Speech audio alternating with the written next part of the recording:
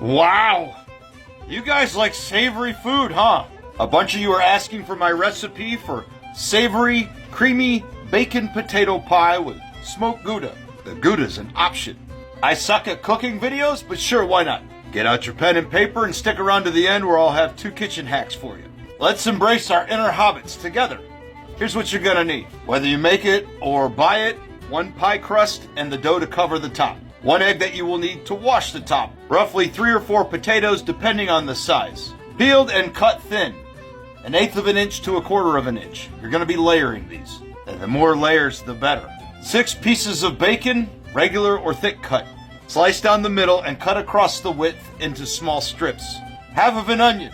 I prefer white, but you could go any route. I wouldn't recommend red though. Select your favorite cheese, whether it be cheddar, white cheddar, Gouda, smoked Gouda, Gruyere, whatever you like. If you go with a more mild cheese, I'd recommend garlic, because I love garlic. 2 cups of heavy cream, 2 tablespoons of flour, and have your salt and pepper handy. First, make sure your pie crust is thawed. This is where many people screw up. On your stovetop, you're going to cook your bacon and render the fat. You're not going to throw it away. Set aside and let cool. Should you choose garlic, now's the time to put in your garlic bomb. More on that later. Make sure your onions are as thinly sliced as possible. If you dice them, it's going to cause gaps and you won't get those great, super thin layers. Layers of flavor. Ooey gooey, bacony, potatoey, cheesy flavor. There'll be a hack for cutting your onions at the end to get them as thin as if cutting them with a razor blade. I like to put them in a separate bowl than the bacon and set them aside to cool as well.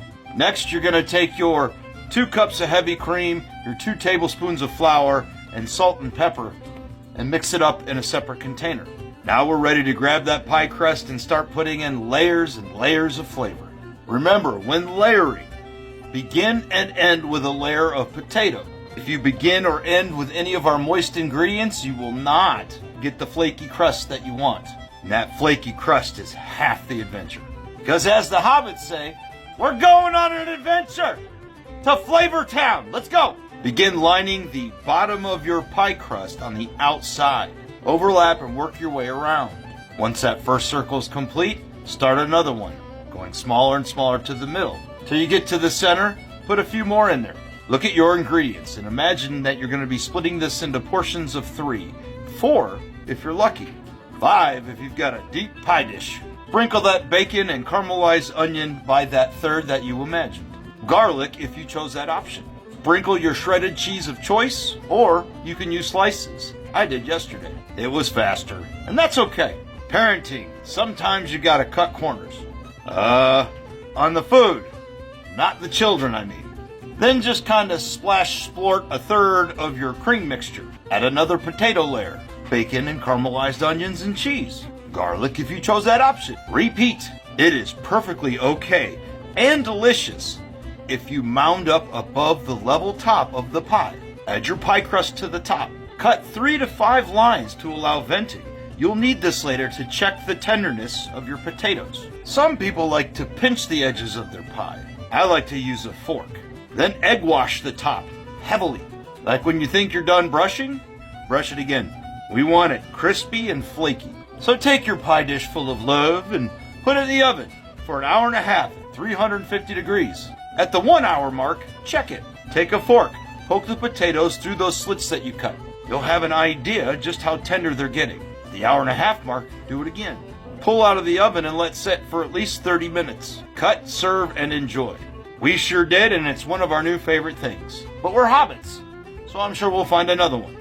Now then, on to the hacks. Take your half an onion, cut it in half. Stick a fork deeply into one end, and use this to shave your onion. Comes out razor thin, cooks fast, can be applied to a lot of different things when you're caramelizing onions, and can help you get more into your layers. Layers of flavor. Now then, hack number 2. If you love garlic like I do, but you hate all the sticky cutting, I got a hack for you. It's almost like a play on confit.